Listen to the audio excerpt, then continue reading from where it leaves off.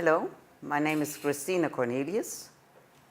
I come from Holland, from Amsterdam, where I used to be a Waldorf teacher in high school during 44 years. I started ridiculously young, at the age of 21, and worked on till I was 65, which is in Holland the age of retirement.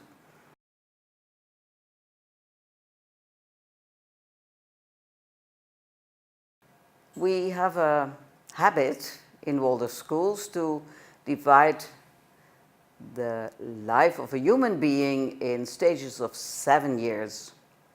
Now, when the child is born until about 7, this is of course elastical point in time, about till he is school ripe, ripe for school, as we say in Holland.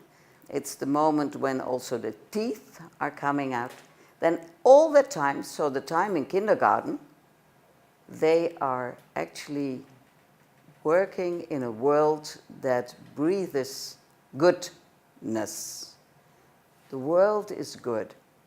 And of course, when you tell stories, there's also bad in a story. But the bad is to learn from, to be banished at the end of the story, and then it's good. So the kindergarten teacher is a storyteller, is an artist with children. It is also the person that really shows what life is like. So they bake bread in school, so you feel what it is to bake bread, or you use bricks to make a little house together, maybe small bricks, or you play with sand and water. Learning actually in this time is playing a lot. And then when the children are about 6 to 7 and the last year in kindergarten reaches its peak, then you will see that the oldest children really take care of the younger ones.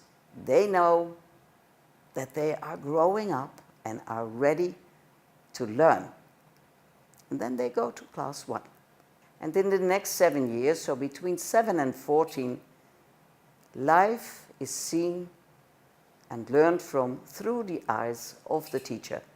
They have a class teacher that teaches about all the lessons, maybe not gymnastics or eurythmy, but in general, the painting, the storytelling, the learning of the language, all is done via this one teacher that has to work really, really hard, looking at the children and noticing what they need. And the children are seen as inspiration for the teacher. So the teacher and the children both are learning. And the world is beautiful. Everything they do and learn, they will change with commitment, with artistic endeavor, with love to paint what they learned. It is actually as if every child is a complete artist. So there is a lot to learn. So they learn about the plants, about the animals, about language, about history, and then finally they go to high school after grade 8. And then from class 8 or 9, high school means that you have many, many teachers. So actually, the child, the students, the grown-up to be is learning from many, many different teachers, different human beings as examples, how life can form a person. So really, everyone has a contribution. And through this very challenging age of adolescence, the high school teachers are working together a lot to find the answers to the challenges every new child is putting in front of you. It is not an easy time, but it's exhilarating. It's a new, really exciting time, and these adolescents that we meet in high school are really caring about the world. And we have to be careful that we don't make cynical or ironical remarks all the time, but really help them to find new ways to give solutions to the problems that we as grown-ups have created in our world. They are the future that can change the world. Now, what is the difference between Waldorf education and all the other educational systems, which are very good systems? There are many, many others. I think the difference is that we theoretically think, in any case, that the child has a plan to realize during its life.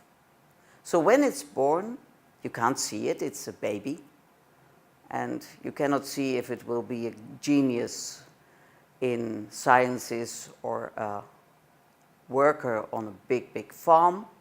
You cannot see it. But inside that very lovely starting child, there is a plan to realize in life. And we as teachers, from a Waldorf point of view, are working every day to see what we can do to help this child realize its full potential. That means in knowledge, in art, in living with other people, in taking its responsibility for life, for itself and for the world. So actually what you then get as a classroom is a kind of a studio, an atelier where teachers and children work together. So then life becomes very interesting, and teachers and parents can work together in this way. What do you actually have to do if you have this theory of looking at the child to tell you what to do? You have to study carefully the child in all its aspects. Does it get very red cheeks when you're telling something? Does it get pale? It will tell you something. And your hands and heart will feel what you have to do.